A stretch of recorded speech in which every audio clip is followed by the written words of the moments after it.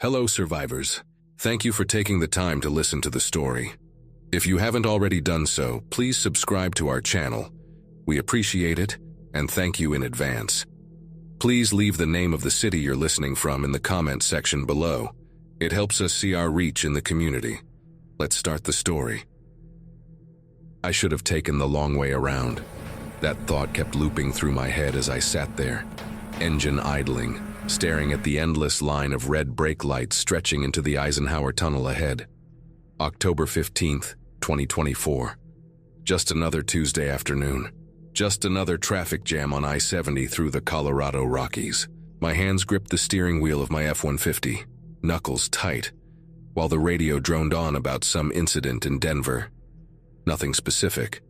Just that vague news speak that means they don't want to tell you what's really happening. I'd been on the road since 6 that morning, wrapping up a construction job in Vail. My crew had finished pouring foundation for some rich guy's vacation home, and all I wanted was to get back to my apartment in Aurora, crack open a beer, and forget the world existed for a few hours. The tunnel was the fastest route. 2 kilometers straight through the mountain. Normally took maybe 3 minutes. I'd been sitting here for 20. The guy behind me laid on his horn. Long, angry blast that echoed off the concrete walls. Like that would help. Like any of us had anywhere to go. I killed the engine to save gas and rolled down my window. The air inside tasted metallic, stale, tinged with exhaust fumes that hung in thick layers under the fluorescent lights. Voices drifted between the cars. People getting out, stretching their legs, calling out to each other with that forced casualness people use when they're pretending everything's fine. But everything wasn't fine. I could feel it in my gut, that low-frequency hum of wrongness you get right before something bad happens on a job site. When a beam's about to give, when someone's about to make a mistake that costs fingers or worse, I'd learned to trust that feeling over 14 years in construction. Saved me more than once. My phone buzzed. Text from my sister. "Are you okay? Where are you?" I typed back, "I'm stuck in tunnel, why?" 3 dots appeared. Disappeared. Appeared again. Then nothing. The radio cut to static, then snapped back with a new voice. Emergency broadcast tone, that flat mechanical warning that makes your stomach drop. Reports of violent incidents across the Denver metropolitan area. Authorities are asking residents to remain indoors. Avoid hospitals and emergency rooms unless absolutely necessary. Further updates to follow. Violent incidents, plural, across the whole metro area. I scanned the frequency, hunting for something clearer. Found a local station mid-sentence. Don't know what's causing it, but we're getting calls from Aurora, Lakewood, even up in Boulder. People attacking each other in the streets. Police are overwhelmed. If you're listening, please stay in your homes.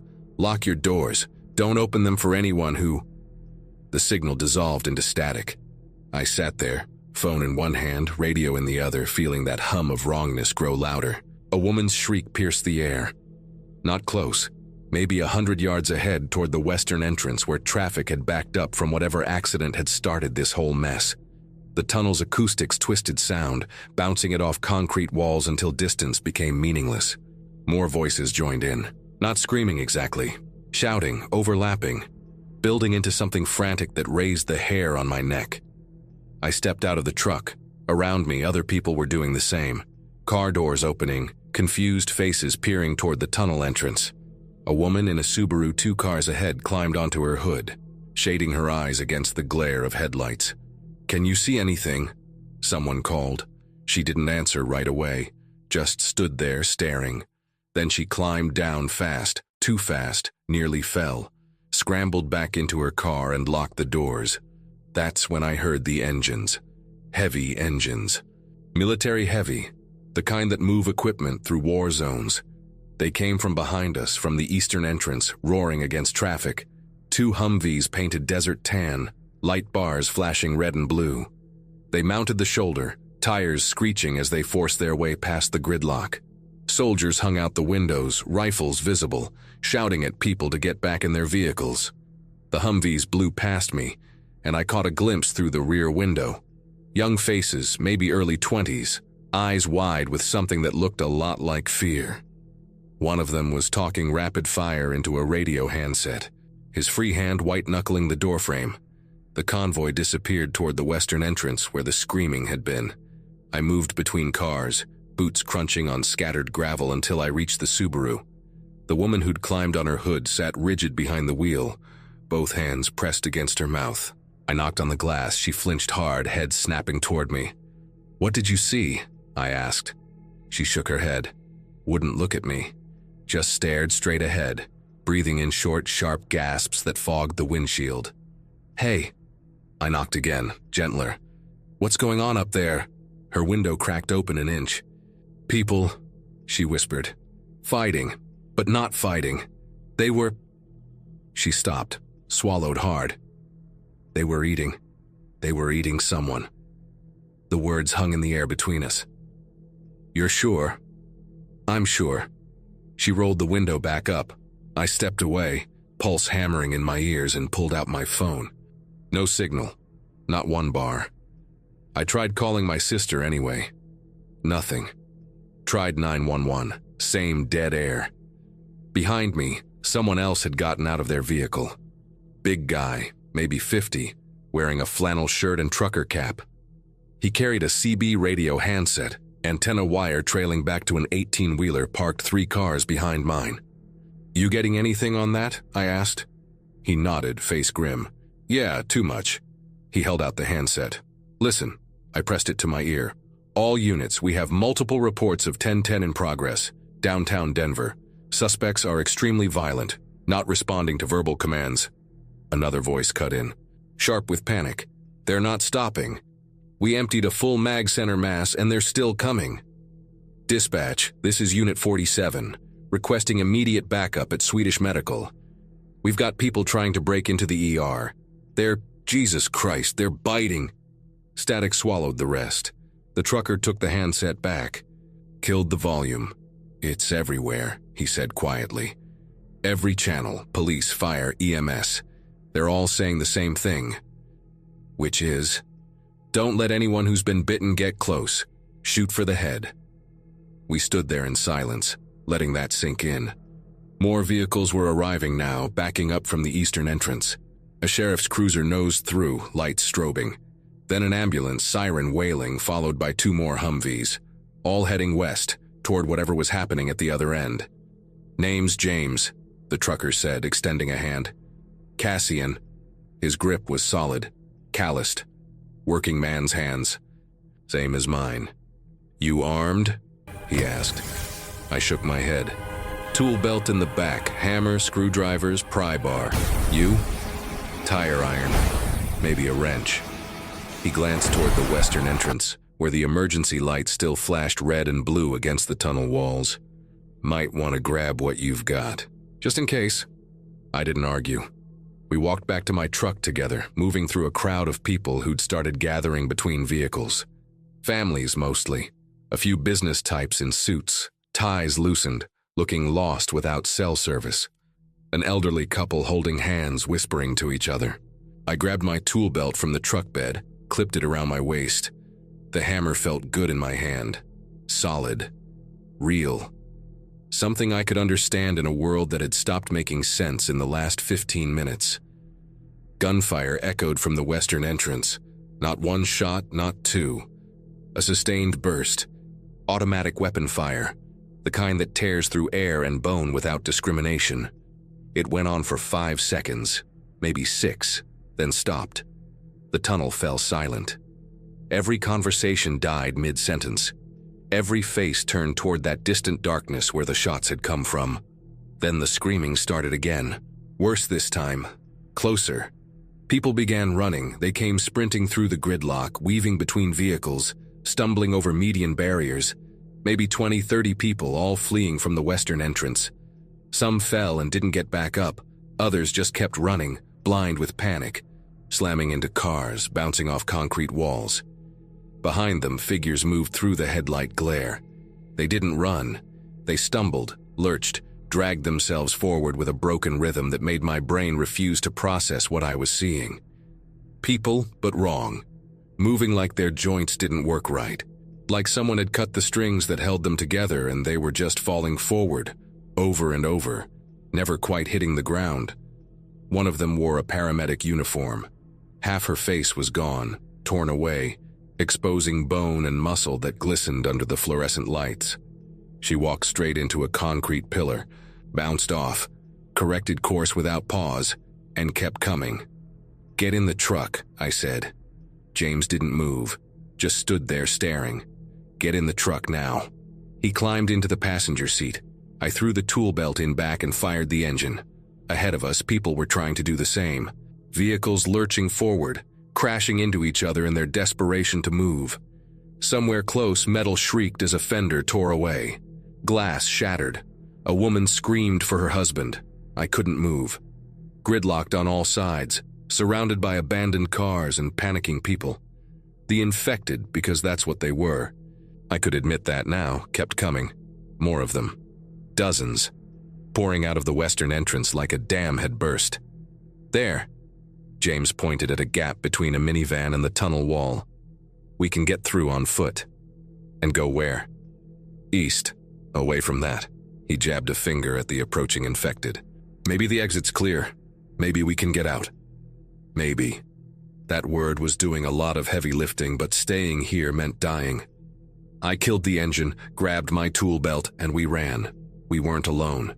At least 50 others had the same idea, forming a ragged stream of humanity pushing east through the tunnel.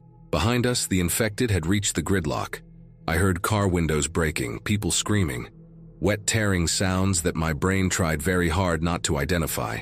We ran past a Honda Accord with its doors open, engine still running, purse spilled across the front seat. Past a semi-truck with Horizon Freight painted on the side. The cab empty, driver's door swinging in our wake. Past a motorcycle laying on its side, the rider gone. Emergency lights flickered overhead, some working, some dark, creating pockets of shadow that swallowed the tunnel ahead. The eastern entrance had to be close. Maybe a kilometer, maybe less. We just had to keep moving. Stay ahead of the infected, make it to daylight and open air and whatever was waiting outside. I glanced back once. Mistake. The infected had multiplied. Not dozens anymore. Hundreds. They filled the tunnel from wall to wall, a tide of twitching limbs and ruined faces, moaning in a low chorus that reverberated off concrete until it felt like the mountain itself was groaning. Some crawled on hands and knees. Others dragged themselves forward, legs shattered, bones jutting through torn clothing. They didn't stop, didn't slow, just kept coming with that terrible, mindless persistence. And in the middle of that horde, I saw the fuel tanker. It had been part of the original traffic jam, parked maybe 200 yards back. The driver was stumbling toward us now, uniform soaked in something dark, mouth open in a soundless howl. Behind him, the tanker sat at an angle, nose crumpled against the tunnel wall, one side panel torn open. Fuel was leaking. I could smell it now, gasoline cutting through the exhaust and blood and human waste. It pooled on the concrete, spreading in a slow black mirror that reflected the emergency lights. "James," I said, "we need to move faster." "I'm trying." Soldiers appeared ahead. They came through the gridlock in formation, maybe 8 men in full gear, rifles raised, moving with the kind of practiced efficiency that only comes from training. A sergeant barked orders, positioning his squad across the tunnel width, establishing a firing line. "Fall back," he shouted at us. "Civilians, fall back behind our position." We didn't need to be told twice. I pushed through the crowd, James right behind me, until we reached the soldiers' line. The sergeant grabbed my shoulder, shoved me past him. "Get down and stay down," he said. Then to his squad, "Fire on my mark, aim for the head, short, controlled bursts, make every round count." The infected kept coming. Closer now. I could see individual faces in that mass, ordinary people wearing ordinary clothes, their humanity stripped away and replaced with something purely predatory. A man in a business suit, tie still knotted, one eye hanging from the socket. A woman in yoga pants, her abdomen torn open, intestines swinging with each step. A teenager with headphones still around his neck, skull caved in on one side. "Mark," the sergeant said. The tunnel exploded with gunfire. Muzzle flashes strobed in the darkness. turning everything into a flickering nightmare of light and shadow. Spent brass clattered on concrete, the sound lost under the hammering reports.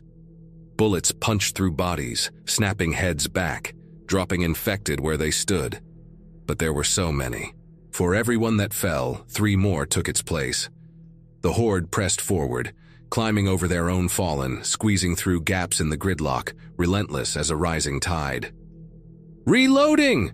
one soldier shouted. "Keep firing!" the sergeant barked back. "Do not let them through!" But they were already through. An infected man, had been a cop, I thought, still wearing tactical pants and a vest, burst from between 2 cars on the firing line's flank. He tackled the nearest soldier before anyone could react. They went down together, the soldier screaming, rifle clattering away. The infected tore into him, teeth finding the gap between helmet and body armor. The sergeant pivoted, fired 3 rounds point blank into the attacker's skull. Gray matter exploded across the concrete, but the damage was done. The soldier lay on the ground, blood pumping from a ragged wound in his neck. "Medic!" someone yelled. Nobody came. No medics. No help. Just us and the infected and a fuel tanker leaking gasoline 200 yards away. The bitten soldier convulsed. Once. Twice. Then he went still. "Get away from him," the sergeant ordered. "Everyone back. Now!" We stumbled backward, giving the body space. The soldier's eyes had gone glassy, staring at nothing. His chest didn't move. Dead. Clearly dead. Then his fingers twitched. His head rolled to one side, tendons in his neck standing out like cables. His jaw opened and closed, teeth clicking together. A guttural sound rattled up from somewhere deep. "Holy Mother of God," someone whispered. Someone. The soldier sat up, stiff, mechanical. Like his body was remembering how to move. His gaze found us, but whatever had been human behind those eyes had vanished completely. Only hunger remained, raw and absolute. The sergeant put a round through his forehead without hesitation. "Fall back to the eastern entrance," he shouted. "Move, move, move." We ran again. The soldiers laid down covering fire, emptying magazines into the approaching horde while we fled deeper through the tunnel. I grabbed an elderly man who'd stumbled, hauled him upright, pulled him along. James was yelling something, but I couldn't hear over the gunfire and screaming, and my own pulse hammering in my skull. The fuel smell grew stronger. I glanced back once and saw the tanker driver, the transformed one, stagger into the pooled gasoline. The sergeant saw it too. Saw what was about to happen. His face went pale. "Get down!" he screamed. "Everybody!" The gunfire found the fuel. The world turned white. A wall of superheated air slammed into me, lifting me off my feet, throwing me forward like I weighed nothing. I hit the ground hard, tumbled, came to rest against something solid. My ears rang, high-pitched whine that drowned out everything else. Heat washed over me in waves, scorching, stealing the air from my lungs. I couldn't see, couldn't hear, couldn't breathe. Slowly, in pieces, the world came back. The ringing faded enough for other sounds to filter through. Crackling flames, groaning metal, someone crying. I blinked, tears streaming from smoke-burned eyes, and pushed myself upright. The tunnel entrance was gone. Where there had been daylight and open air, now there was only rubble. The blast had collapsed the western portal, bringing down tons of rock and concrete and twisted rebar. It formed a wall across the entire tunnel width, floor to ceiling, sealing us inside. Vehicles near the explosion were burning. The fuel tanker had become a funeral pyre, flames reaching up to lick the concrete ceiling. Black smoke boiled across the upper reaches, mixing with dust and chemical haze. Emergency lights flickered and died, one after another, plunging sections into shadow. Bodies lay everywhere, some moving, most not. The soldiers were down, all of them. I could see the sergeant maybe 20 feet away, half buried under a chunk of concrete. His arm stuck out at an angle that arms don't go. Blood pooled beneath him, spreading slow across the debris. James emerged from behind an overturned sedan, face covered in soot, one hand pressed to his ear. Can't hear right, he said, too loud. Everything's muffled. Same, I replied, though I barely heard my own voice. More survivors were picking themselves up, maybe 30, maybe less. Hard to count in the smoke and chaos. A woman in scrubs, nurse or EMT, I thought, was already moving between the wounded, assessing, prioritizing. She knelt beside a man with a piece of rebar through his leg, examining the wound with professional detachment. We need to help, I said. James grabbed my arm. We need to leave, eastern entrance, before more of those things show up. People are hurt. People are dying. We stay here, we die with them. He wasn't wrong, but I couldn't make myself turn away from the crying, the wounded calling for help echoing through the passage. The woman in scrubs looked up, met my eyes. She had blood on her hands, smeared across her scrubs, but her face was calm, focused. You two military? She asked. Construction, I said. He's a trucker. She nodded like that confirmed something. I'm Dana, EMT, off duty, but I guess that doesn't matter anymore. She gestured at the wounded. I can stabilize some of these people, but I can't move them alone. And we can't stay here. That fire's going to eat all the oxygen in this tunnel. She was right. The smoke was already getting thicker, heavier, settling in layers that made breathing difficult. How many can walk? I asked. Maybe half.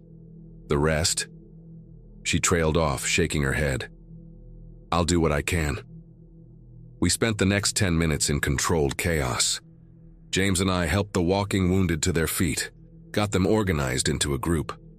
Dana worked on the critical cases, packing wounds, fashioning splints from broken metal and torn clothing, making impossible triage decisions with the kind of cold necessity that probably haunted her in quiet moments.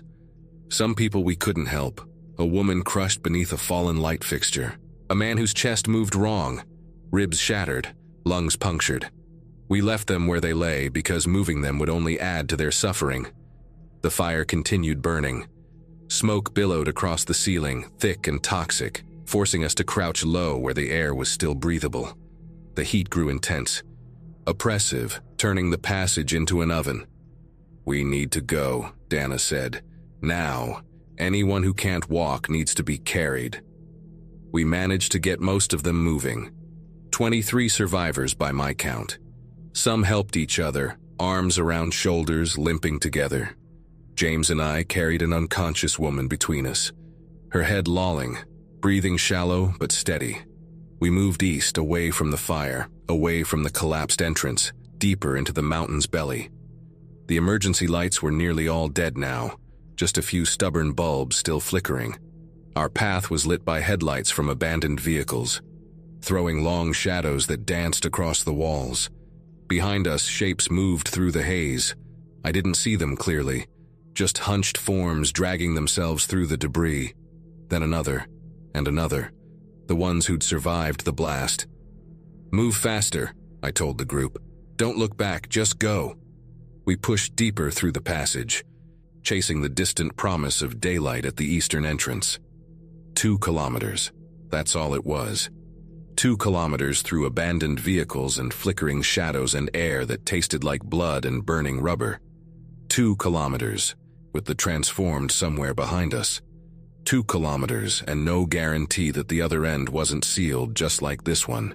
I adjusted my grip on the unconscious woman, felt the hammer hanging heavy from my tool belt, and pressed on, because stopping meant dying, and I wasn't ready to die. Not yet. Not in the dark, buried under a mountain, forgotten and alone. The tunnel swallowed us, and we let it because there was nowhere else to go. The dust settled like ash in the aftermath. I stood there, lungs burning, tasting copper and concrete, watching the haze curl through the passage in thick, lazy spirals. The woman Dana and I had been carrying was coming around, groaning softly, her eyes fluttering open to a nightmare she couldn't yet comprehend. I lowered her gently against the side of a Honda CR-V, its windows blown out, interior filled with debris. Stay here, I told her. Don't move unless you have to. She nodded, too dazed to argue. Around us, the survivors clustered in small groups between abandoned vehicles. 23 people, That's what we'd managed to pull from the wreckage. 23 out of how many? 100? 200? I didn't let myself do the math. The numbers would break me. James stood nearby, CB handset pressed to his ear, scanning frequencies. His face told me everything before he said a word. "Nothing," he muttered. "Just static and screaming, every channel." He lowered the radio. "We're on our own." Dana was moving between the wounded, checking pulses, examining injuries by the weak glow of headlights. She stopped at a middle-aged man slumped against a minivan, touched his neck, held her fingers there for a long moment. Then she closed his eyes and moved on. "How many?" I asked when she reached me. 3 dead, 4 critical. The rest are ambulatory, but barely." She wiped blood from her hands onto her already ruined scrubs. "We need real medical supplies, antibiotics, surgical equipment, clean water." She laughed. Bitter and sharp. "We need a hospital, but I'm guessing that's not happening." "No," I agreed. "It's not." She looked past me, toward the collapsed western entrance, where flames still licked at the rubble, casting orange light that danced across the concrete walls. "So what's the plan?" "East," I said. "East. 2 kilometers to the other entrance. We get there, we get out. And if it's blocked too?" I didn't answer. Couldn't. Because if the eastern entrance was sealed, we were dead. Simple as that.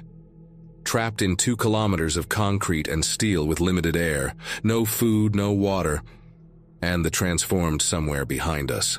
A woman's voice cut through the silence, sharp with terror. It came from our group, a woman in a torn business suit pointing at something between the cars. I followed her gaze and felt my stomach drop. One of the wounded had gotten up. He'd been lying near the rear of our group, a construction worker with a nasty gash across his forehead. I'd seen him moving earlier, conscious, talking.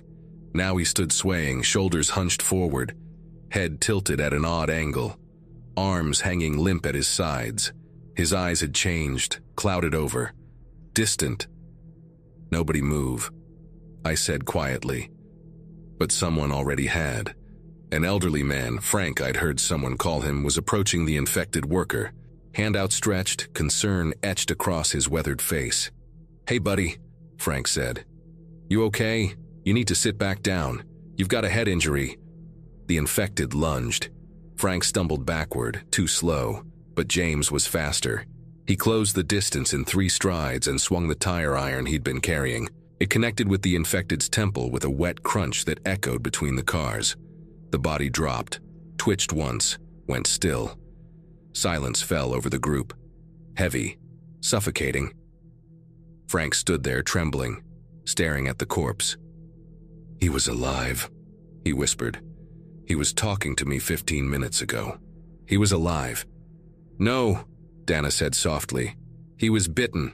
During the explosion or before. Doesn't matter. The bite killed him.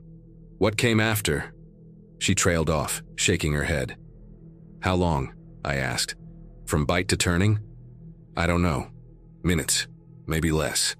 She scanned the group, professional mask slipping back into place. "We need to check everyone. Anyone who was bitten needs to be isolated." "Isolated where?" James asked. "We're in a tunnel." "Then separated. Marked something."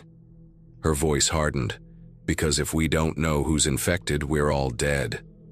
Nobody argued. We spent the next 5 minutes checking everyone for bites, scratches, anything that broke the skin. Found 2. A young woman, Nicole, maybe 25, with teeth marks on her forearm, and an older man with his shoulder torn open, barely conscious, gray skin slick with sweat. "I'm fine," Nicole insisted, clutching her arm. "It's just a scratch, it barely hurts."